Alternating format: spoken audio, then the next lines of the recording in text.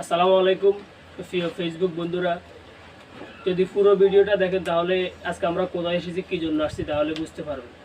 এখানে বিষয়টা হচ্ছে যে ছেলেটাকে দেখতেছেন, সে শুয়ে আছে মালিক, এই হরণ ভাইয়ের ছেলে। সে আরও অন্তত 4-5 মাস আগে ফেনীতে সন্ধ্যের সময় টাইসের কাজ শেষ করে অটোরিকশা করে যখন বাসায় যাচ্ছে, তখন একটা পিক আপ তাকে মেরে দেয়। তাদের অটোতে সবাই অ্যাক্সিডেন্ট হয়, সেই গুরুতর অ্যাক্সিডেন্টের মালিক। সে গুরুতর জঘন্য অ্যাক্সিডেন্ট, তার বাম পায়ে না ডাইন পায়ে 3টা স্তরে 3 গান্ধি বাইং গেছে এবং মাথায় কোমরে ফিটে মারাত্মক আঘাত হয়।